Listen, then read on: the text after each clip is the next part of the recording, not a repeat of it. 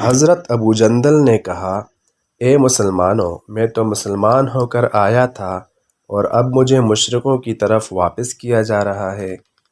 کیا تم دیکھ نہیں رہے ہو کہ کتنی مصیبتیں اٹھا رہا ہوں؟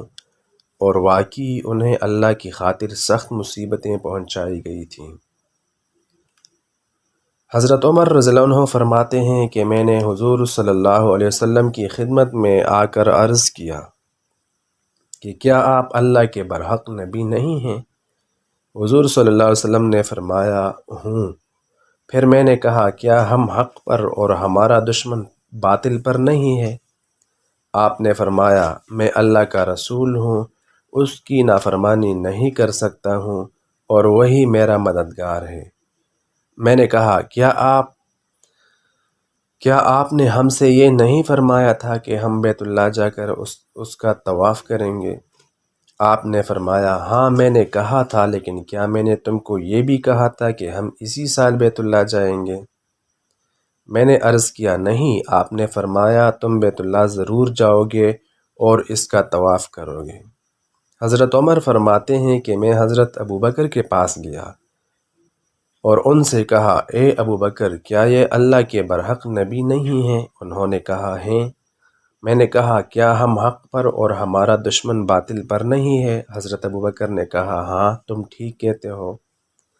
میں نے کہا، پھر ہم کیوں اتنا دب کر صلح کریں؟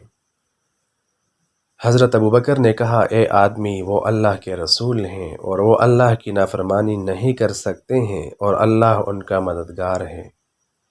تم ان کا دامن مضبوطی سے تھامے رکھو، اللہ کی قسم وہ حق پر ہیں۔ میں نے کہا، کیا انہوں نے ہم سے یہ نہیں فرمایا تھا کہ ہم بیت اللہ جا کر اس کا طواف کریں گے؟ انہوں نے کہا، ہاں انہوں نے کہا تھا، لیکن کیا انہوں نے تم کو یہ بھی کہا تھا کہ تم اسی سال بیت اللہ جاؤ گے؟ میں نے کہا، نہیں۔ انہوں نے کہا، تم بیت اللہ ضرور جاؤ گے اور اس کا طواف کرو گے۔ حضرت عمر فرماتے ہیں کہ میں نے اپنی اس گستاخی کی معافی کے لیے بہت سے اعمال خیر کیے۔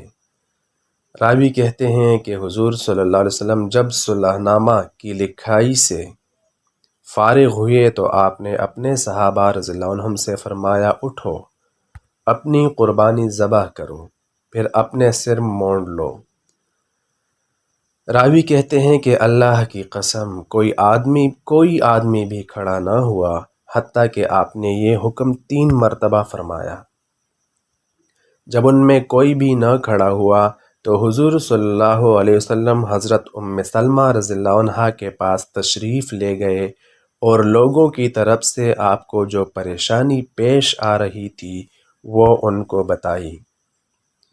تو انہوں نے کہا، اے اللہ کے نبی، کیا آپ یہ کروانا چاہتے ہیں؟ آپ باہر تشریف لے جائیں اور ان میں سے کسی سے کوئی بات نہ کریں، بلکہ اپنی قربانی ذبح کریں اور اپنے نائی کو بلا کر سر منڈالیں۔ چنانچہ آپ باہر تشریف لائے اور ان میں سے کسی سے کوئی بات نہ کی اور اپنی قربانی کو ذبح کیا اور اپنے نائی کو بلا کر اپنے بال منڈوائے۔ جب صحابہ رضی اللہ عنہم نے یہ دیکھا تو انہوں نے بھی کھڑے ہو کر اپنی قربانیاں ذبح کیں اور ایک دوسرے کے بال موڑنے لگے، اور رنج و غم کے ماری یہ حال تھا کہ ایسے لگ رہا تھا کہ جیسے ایک دوسرے کو قتل کر دیں گے۔